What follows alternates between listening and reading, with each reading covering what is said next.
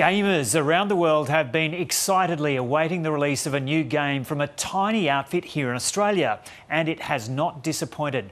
Global stores crashed upon the moment of release overnight of Hollow Knight Silksong. It's actually a sequel to a game that was released back in 2017, and there's been so much expectation around this release because that original was so good.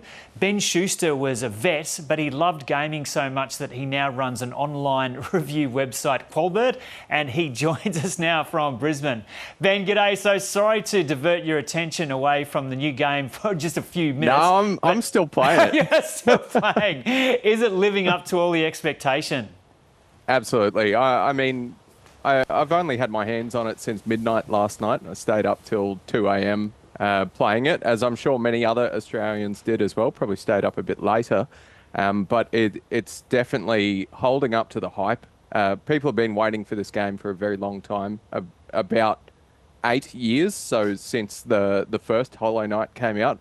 And I would say arguably it's the most anticipated game in the world right now, probably aside from GTA 6. And for that to come out of Australia is just an incredible success story. Yeah, so how do you feel about this being Australian made? Incredibly proud. I've kind of been part of the industry for the last 5 or so years since I started up my website, qualbert.com.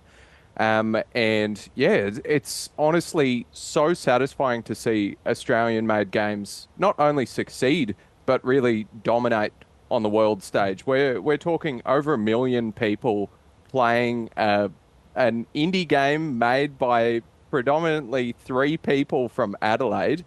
I would say at the moment, this game, Hollow Knight Silksong, has to be one of our biggest and best exports in the entire country.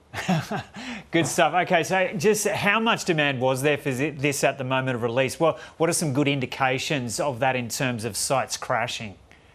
Yeah, I mean, just the fact that we did see storefronts across the world inoperable because of the demand for this game, I think is really telling of how many people wanted to play it.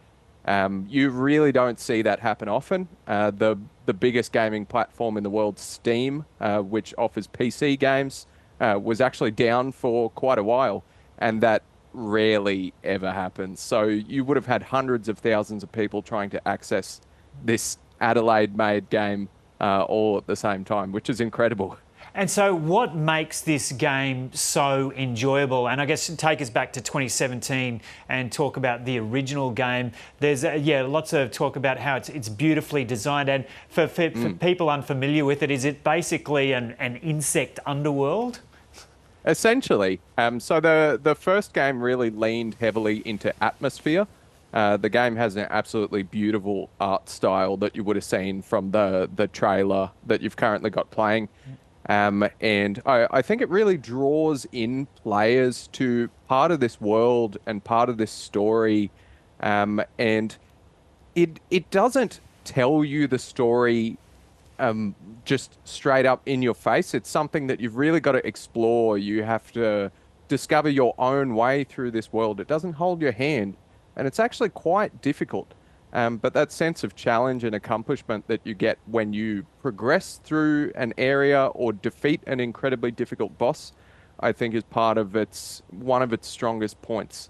But I think really it does come down to the sense of style that the game has. It is absolutely stunning, and it performs very well. The movement is really fluid and intuitive.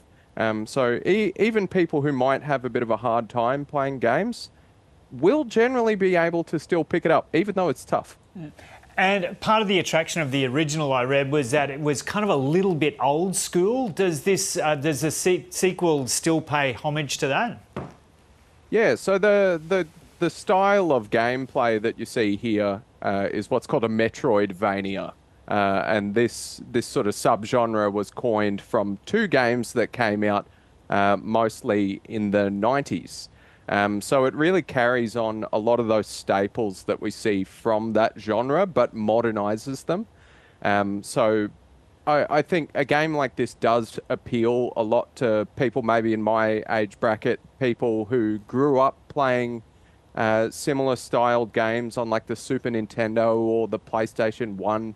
And so there is an element of nostalgia there, but at the same time, it's so polished that anyone who hasn't had any experience in the genre can easily enjoy it as well. I think the team have just done a phenomenal job. Now, Ben, not everyone's into gaming. You're obviously incredibly passionate about it.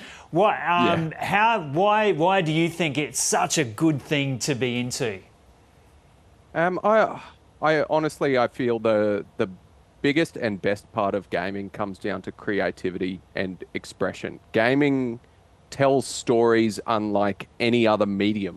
You get a fully immersive, interactive medium, whereas things like TV or film are very one way. Like you sit there and you passively observe what is happening on a screen. But in a video game, you are a part of that experience. And a lot of games tell stories in different ways. There's incredible games. I'm very proud of this one from Brisbane. It's called Unpacking. Shout out to the Unpacking team.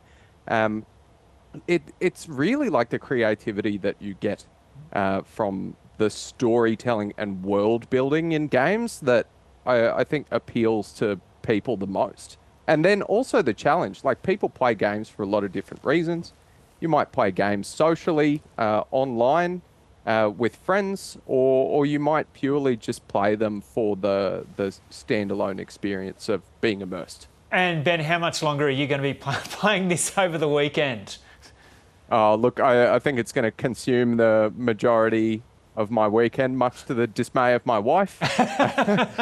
But thankfully, she is a passionate supporter as well, despite not being much of a gamer herself. And I think we really need to support the Australian games industry as much as possible.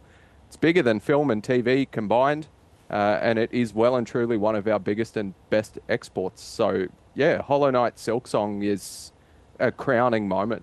Yeah, okay, we'll let you get back to it. Ben, thanks so much for having a chat to us. No worries.